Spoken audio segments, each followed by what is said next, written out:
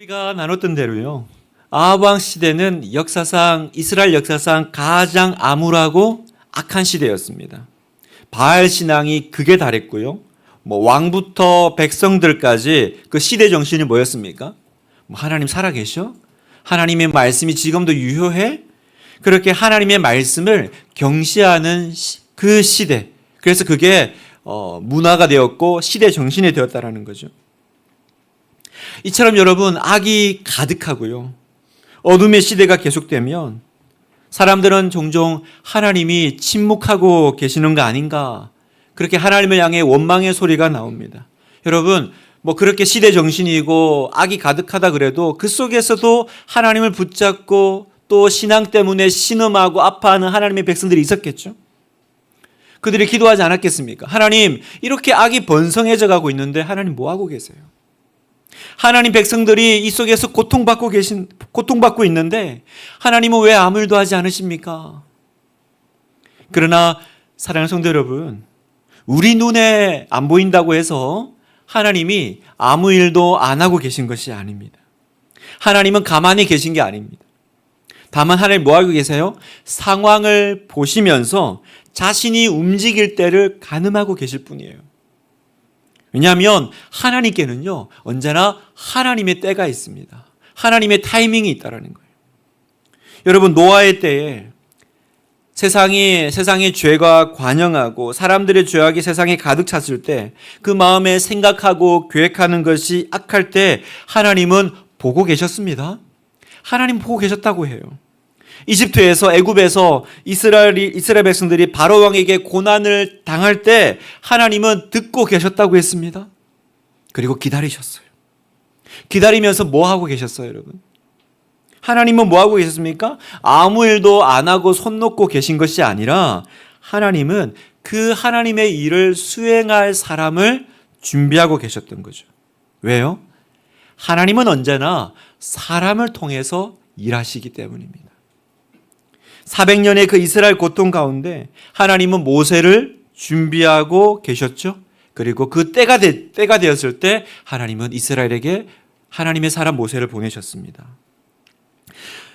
이스라엘의 초대왕 사울 왕의 폭정으로 백성들이 고통당할 때요, 하나님은 저기서 목동 다윗을 준비하고 계셨습니다.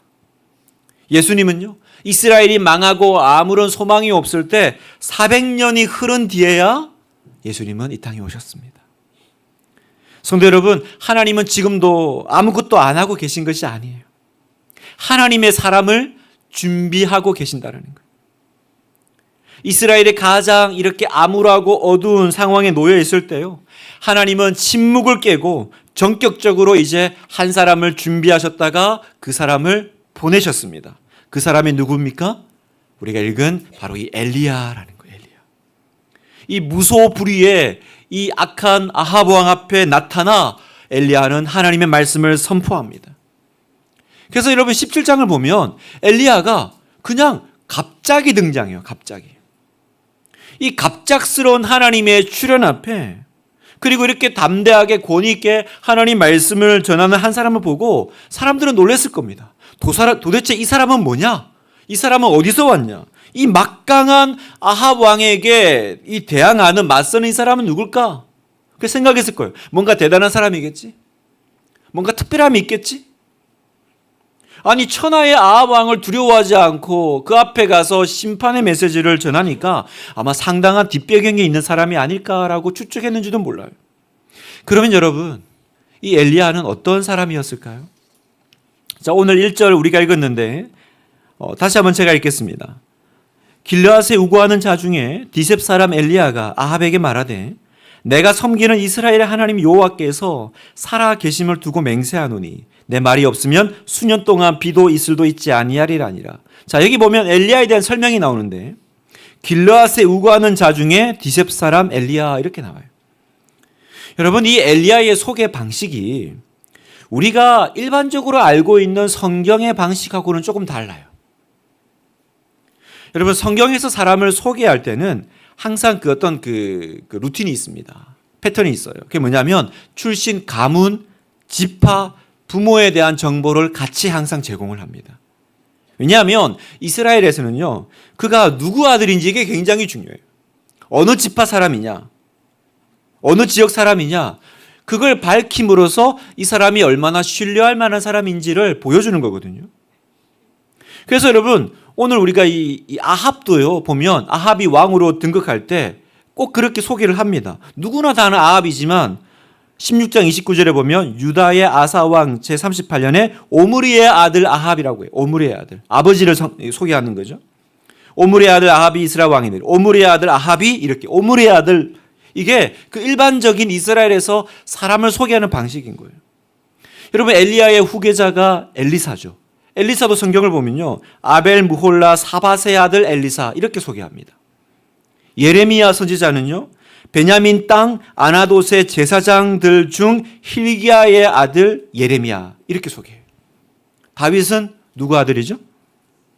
네, 이새의 아들이죠. 항상 그렇게 붙습니다. 그래서 여러분, 유대인들이 이렇게 족보를 중요하게 여기기 때문에 특별히 그 유대인들을 대상으로 기록한 이 마태복음은 족보로 시작하는 거예요. 마태복음 1장 1절, 아브라함과 다윗의 자손 예수 그리스도의 계보라. 이게 그냥 한 게 아닙니다. 이 족보를 중요하게 생각하는 유대인들을 대상으로 쓴 책이기 때문에 이렇게 시작하는 거예요. 어느 아들이요, 유교에 정통한 그 아버지를 전도하고 싶었어요. 근데 좀처럼 마음이 동하지 않는 거예요. 근데 어느 날 드디어 이렇게 아들의 그 간곡한 이렇게 부탁에, 기도에 이제 아버지가 마음이 움직였어요. 드디어 이제 교회를 이제 가보겠다, 같이 가겠다라고 한 거예요. 아들이 얼마나 기뻤겠습니까? 드디어 아버지가 교회로 오시게 됐으니까. 그래서 마침내 아버지를 모시고 교회에 왔는데 하필 그날따라 목사님 설교 제목이 예수님의 족보인 거예요. 너무 걱정이 됐어요. 교회 생활 좀 하신 분들도 쉽지 않은 좀 지루한 내용이잖아요. 그래서 예배가 끝나고 집에 와서 아버지께 물었대요. 아버지, 오늘 설교 어떠셨어요? 그랬더니 아버지가 말했습니다. 그 예수 양반 뼈대 있는 집안이더만 내가 오늘부터 믿기로 했다 그러시더라고요. 우리나라도 이제 이런 족보, 그죠? 어디 출신, 이거 굉장히 중요하지 않아요? 이 족보는요, 누구 아들이냐? 이거는 신뢰감을 주는 정보입니다. 그러니 여러분, 엘리야를 소개할 때, 특히나 그 이스라엘 사람들 앞에 엘리야를 소개할 때 그의 이력과 족보, 누구 아들이다, 이거 보여주면요, 인정받고 시작할 수 있죠. 인정받고 시작할 수 있습니다. 그런데 성경은 이 탁월한 엘리야를 소개하면서 누구의 아들로 소개하지 않아요. 다만 길르앗에 우거하는 디셉 사람 엘리야 이렇게만 나와요. 디셉 사람? 이 출신 지역이 디셉이라는 건데 지금도 학자들은 디셉이 어딘지 모릅니다. 그 말은 무슨 말이겠어요? 이게 그냥 그 당시에 있었던 지명인 것 같긴 한데 요즘 없다라는 거죠. 지금은 사라져버린, 알려져 있지 않은 시골, 그죠? 그냥 그렇게 총구석이라는 겁니다. 그러니 여러분, 엘리야는 일부러 지금 족보를 안 넣은 게 아닌 거예요. 정리를 하면. 정확히 말하면 엘리야의 이력서에 적을 것이 없었기 때문에 안 넣은 겁니다. 엘리야는 모세나 요수아의 그런 집안이나 가문이나 혈통이 아닙니다. 다윗 집안의 그런 유다의 어떤 그런 집안도 아닙니다. 예레미야처럼 제사장 출신도 아닙니다. 선지자 학교 출신도 아니에요. 이 모든 사실로 정리해 보면 엘리야는 명성도 없고요, 정치적인 영향력도 없고요, 사회적으로 내세울 만한 업적도 없는, 출신 지역에 따라서 뭔가 이렇게 그 지역 사람이야? 그 아버지 아들이야? 이렇게 인정할 만한 것이 전혀 없는 거예요. 그러니까 우리 표현으로 하면 엘리야는 당시에 흙수저예요, 흙수저. 어쩌면 흙수저도 안 되는 사람이죠. 그래서 요즘 우리 아이들 표현으로 하면 듣보잡. 듣보잡 뭔지 아세요? 교회에서 이 좀 표현을 좀 용서하세요. 듣도 보도 못한 잡놈. 그게 듣보잡이래요. 애들 표현으로 그냥 엘리야는 듣보잡, 흙수저죠. 도무지 사람들이 볼 때, 야, 이 사람이라고 할 만한 그런 매력적인 요소가 전혀 없는 사람이었다는 거예요. 그런데 왜 하나님은 이렇게 듣도 보도 못한 사람, 이렇게 변변찮은 출신을 가진 사람을 사용하셨을까요? 하나님은 엘리야의 어떤 부분에 주목하셨을까? 오늘 이 아침에 이 세 가지를 붙잡고 기도하기를 원하는데 하나님은 엘리야의 어떤 부분을 주목하셨을까요? 첫 번째는요. 나는 하나님이 살아계심을 믿는다라고 고백하는 사람이었다. 나는 하나님이 살아계심을 믿는다. 여러분 이 엘리야라는 이름 특별한 의미가 있습니다. 모든 이제 이스라엘 사람들은 우리도 뭐 마찬가지겠지만 이름에는 의미가 있죠. 엘리야는요. 세 가지 단어예요. 엘은 하나님, 리는 나의, 야는 여호와를 뜻합니다. 종합하면 엘리야라는 이름의 뜻은 뭐예요? 여호와는 나의 하나님. 엘리야의 이름이 여호와는 나의 하나님이다 이 뜻이에요. 물론 부모가 엘리야의 이름을 지었겠지만 그 속에는 엘리야의 하나님을 향한 신앙 고백이 담겨 있습니다. 무슨 말이에요? 내가 신앙하는 하나님은 여호와 한 분이다라는 거예요. 다른 어떤 것도 나의 예배의 대상이 될 수 없어. 그분만이 내가 섬기는 유일한 분이다. 이게 바로 엘리야라는 이름의 뜻이라는 거죠. 그리고 이 엘리야의 신앙 고백은요. 단지 이름으로만 드러나지 않아요. 그의 말과 행동에도 여호와가 나의 하나님이다라고 하는 고백이 그대로 드러납니다. 자, 1절 뒤에를 보면 디셋 사람 엘리야가 아합에게 이르되 내가 섬기는 이스라엘의 하나님 여호와께서 살아계심을 두고 맹세하노니 살아계심을 두고 살아계신 하나님이라고 얘기해요. 여러분 당시 이스라엘 사람들은 하나님을 잊었습니다. 바알을 섬기면서 하나님은 죽은 것으로 생각했습니다. 설령 살아있다고 해도 실제로는 아무런 힘이 없는 무기력한 신이라고 생각했어요. 그 예가 어제 우리 주일 설교 때 다루었죠. 히엘의 여리고성 재건축 사건입니다. 우리 모르시는 분은 어제 그 주옥 같은 설교를 한번 들어보시기를 축복합니다. 우리 청년들 잘 모르니까 그거 한번 들어보시길 바랍니다. 그런데 여러분 그 아무도 하나님이 지금 살아계신다고 지금 역사하신다고 그렇게 믿지 않는 그 시대예요. 아무도 주목하지 않는 그 뒷셉 정말 시골 변두리에서요. 하나님과 꾸준히 교제했던 엘리야가 하나님은 살아계시다. 하나님은 살아계신다라고 분명히 선언하고 있는 것입니다. 이 고백은요. 그냥 살아계신가 보다가 아니에요. 그 당시 이스라엘 백성들의 그 상황과 그 믿음에 비추어 보면요. 이건 정말 그 사회에 그 시대의 사람들에게 과격하고 충격적인 선언이에요. 그냥 폭탄을 던져 놓은 겁니다. 응? 지금 뭐라고? 살아계신 하나님? 마치 주변이요. 온통 무신론자들로 둘러싸인 상황 가운데 나 하나님 믿습니다. 하나님의 존재를 믿는다고 선언하는 것과 같은 이야기예요. 그리고 하나님은 이 엘리야의 신앙 고백에 지금 주목하고 계신 것입니다. 성도 여러분, 우리는 어떻습니까? 우리는 분명히 하나님이 살아계신다고 믿습니까? 이런 확신이 있어요? 세상에 이렇게 외칠 수 있습니까? 지금 이 땅의 그리스도인들은요, 지금은 엘리야 때처럼 엘리야 시대와 비슷한 상황에 직면해 있어요. 무신론이 판치면서 하나님이 살아계신다고 주장하면 오히려 조롱을 받는 시대를 우리가 살아가고 있죠.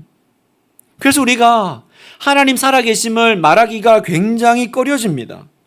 기독교가 욕을 먹는 시대에 어디 가서 하나님 살아계신다, 나 하나님 믿는 사람입니다 말하는 거 용기가 필요하죠. 교회 다닌다 그러면 아니 아직도 그런 거 믿는 사람이 있어요? 이렇게 되묻습니다. 무식한 사람 취급받죠.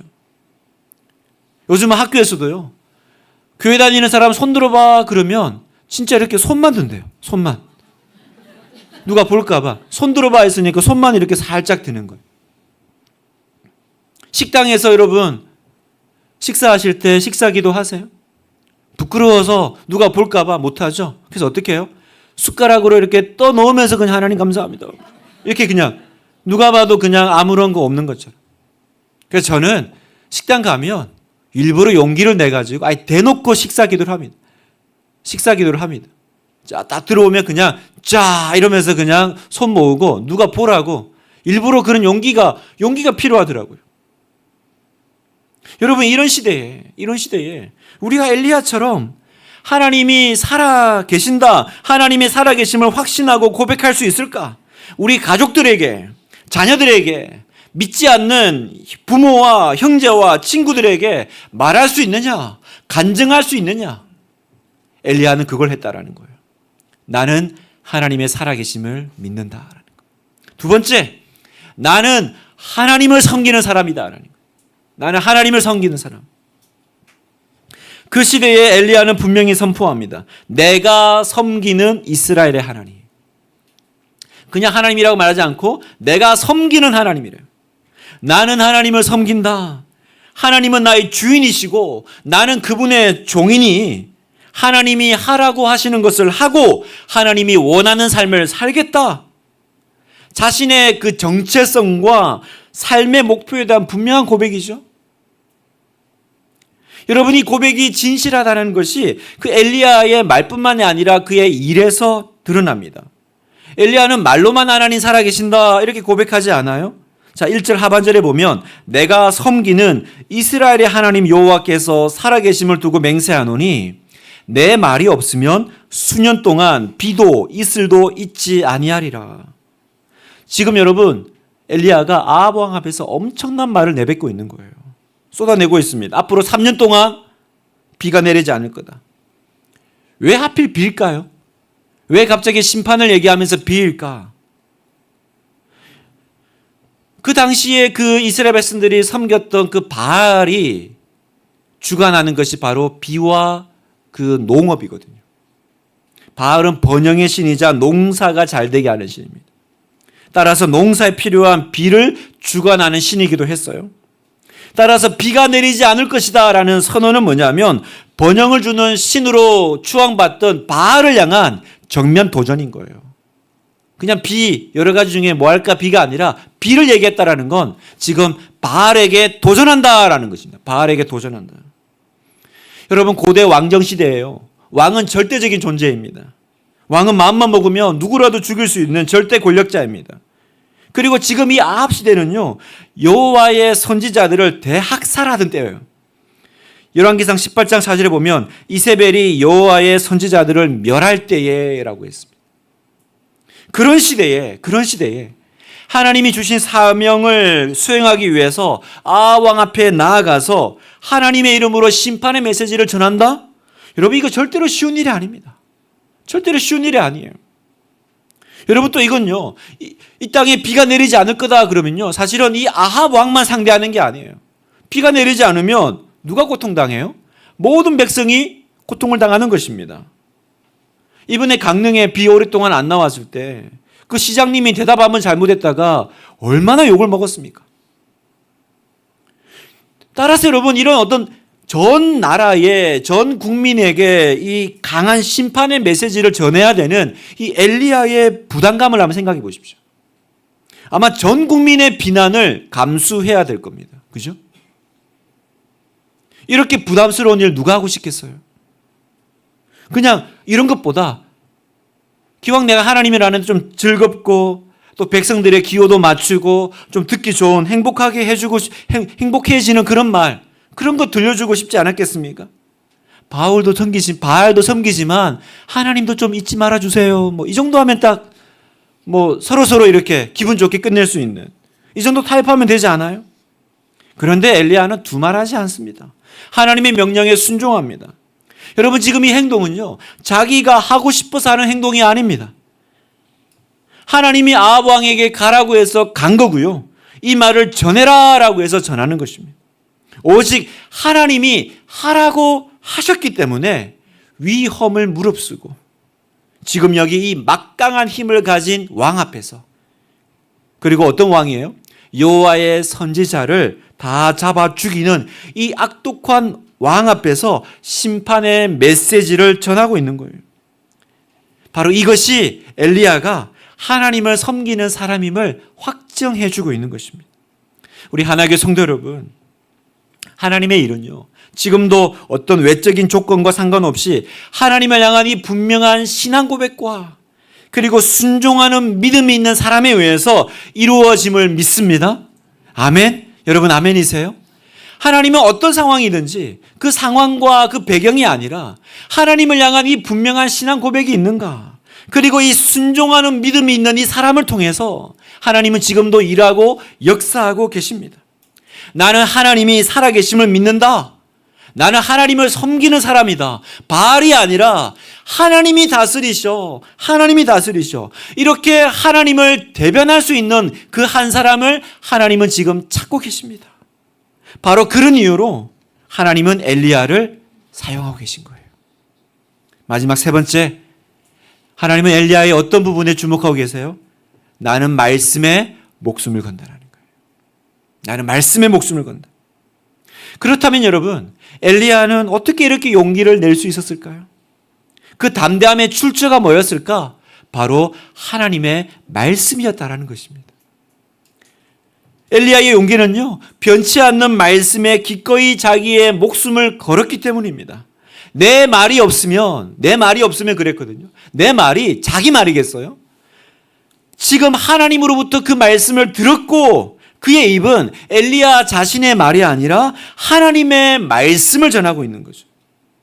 지금 엘리야가 한 말은요, 엘리야 자신을 지금 아합과 이세벨과 그리고 이스라엘 전체를 맞서는 이 생사가 걸린 싸움 안에 자기를 지금 던지는 것입니다. 던져 넣는 거예요. 그런데 엘리야는 이 말이 나에게서 나온 것이 아니라 바로 하나님으로부터 왔다라는 걸 알았고 확신했기 때문에 그 하나님의 말씀에 자기의 모든 것을 걸었습니다.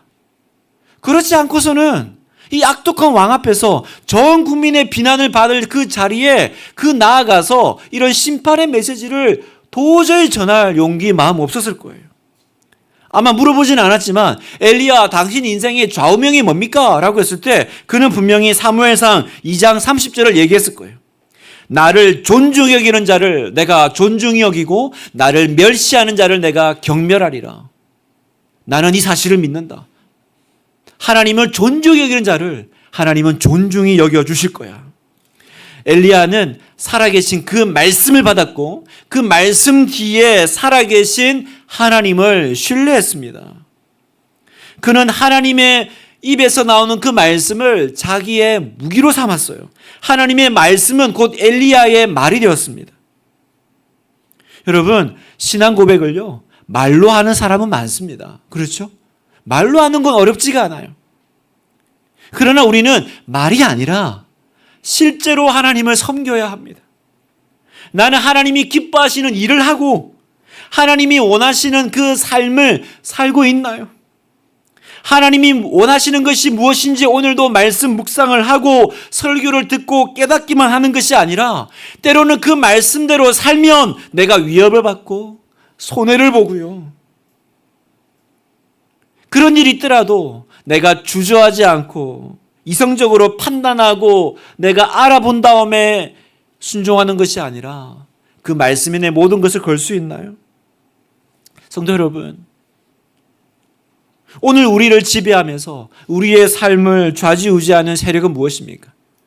가장 힘이 세고 권력을 쥐고 있으면서 그 앞에만 서면 약해지고 두려워서 벌벌 떨고 불이익을 당할까 봐 조심하고 시키면 시키는 대로 움직이고 저항하지도 못하게 하는 그것이 무엇입니까? 그 세력이 무엇입니까? 그 대상이 무엇입니까? 그 사람은 누구입니까? 그 앞에서 우리는 엘리야처럼 외치기를 원해요. 나는 하나님을 섬기는 사람입니다. 우리의 신앙은요, 오직 하나님께 순종하는 사람으로 나타나는 것입니다. 때로는 이 말씀 때문에 손해를 볼 수 있고요, 힘들어질 것 같아도 순종하는 거예요. 실제로 엘리야의 삶은요, 이제 우리가 살펴보겠지만 이 선언, 이 나섬 때문에 그 이유로 엘리야의 삶은 매우 힘들어집니다. 그는 이제 도망자의 신세가 돼요. 성도 여러분, 오늘 하나님은 말씀을 순종하면 성공하고 편하게 살 것이라고 약속하지 않았어요. 네가 말씀에 순종하면 때로는 삶이 고달파지고 어려워질 수 있다, 이렇게 얘기하세요. 그런데 여러분, 생각해 보세요. 어떤 삶이 안 고달픕니까? 여러분, 어떤 삶이 안 힘들어요? 그런데 우리가 이렇게 말할 수 있다면 바로 이거지, 바로 이거지, 이게 진짜 인생이지, 여러분, 이렇게 말하는 것, 그게 여러분의 소망 아니겠어요? 그게 우리의 마음에 정말 붙잡고 싶은 거 아니겠어요? 그래, 살아도 이렇게 사는 거지. 바로 이거지. 내 인생을 걸만한 것. 어떤 인생입니까? 하나님 말씀에 내 인생을 걸어보고 그리고 하나님의 일하심을 체험해보는 삶. 주님의 말씀이 분명하다면 누가 하나님 말씀을 막겠나? 우리가 주님의 말씀을 붙잡고 기도한다면 누가 우리를 대적하랴? 이 믿음으로 한번 도전해보고 살아보는 것. 여러분, 이게 진짜 인생이요. 이것이 우리가 살아야 될 삶의 모습인 줄 믿습니다. 여러분, 아멘이세요? 그 엘리야의 예언은 어떻게 됐습니까? 내 말이 없으면 비가 오지 아니하리라. 어떻게 됐나요? 진짜로 비가 내리지 않았어요. 야고보서 5장 17절. 우리 같이 한번 읽어볼까요? 시작. 엘리야는 우리와 성정이 같은 사람이로되 그가 비가 오지 않기를 간절히 기도한 3년 6개월 동안 땅에 비가 오지 아니하고. 우리와 똑같은 사람이었다라는 거예요. 똑같은 사람이었다라는 거예요. 그러나 말씀을 붙잡고 기도하고 선포했을 때 그 엘리야 속에는 이 말씀이 오늘도 작동된다. 이 말씀은 오늘도 살아있다라는 믿음으로 나아갔고 하나님은 그 말씀에 응답으로 역사하셨습니다. 여러분, 오늘 말씀을 마무리하면서요. 성도 여러분, 기록된 하나님의 말씀이 오늘 이 시대에도 여전히 작동한다는 걸 믿으십니까? 여러분, 믿으십니까? 여러분, 이 믿음이 우리에게 무한한 용기와 담대함을 줘요. 말씀이 지금도 작동되고 있다는 것. 하나님은 그 신앙에 응답하십니다. 엘리야가 말씀과 기도로 이 살아있는 신앙으로 삶을 시작하니까 하나님은 그걸 보셨어요. 그리고 이제 하나님이 친히 움직이세요. 그래서 곧바로 이어서 2절에 보면 여호와의 말씀이 엘리야에게 임합니다. 2절, 여호와의 말씀이 엘리야에게 임하여 이르시되. 여러분, 이 문구는요 이제 계속 나옵니다.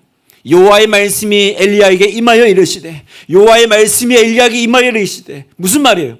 네가 내 말을 들으면, 네가 내 말이 살아있다고 믿으면, 네가 내 말을 붙잡으면 내가 너에게 말하마, 내가 너에게 말씀을 주마, 내가 말씀으로 너를 인도하마. 하나님은 직접 엘리야의 삶을 말씀으로 이끌어가기를 시작하셨다는 거예요. 여러분, 왜 많은 사람들이 하나님과 함께 이 길을 못 갈까요? A.W. 토저 목사님은 이렇게 얘기했습니다. 그것은 바로 세상에서 모나지 않게 행동하는 것을 좋게 여기기 때문이다.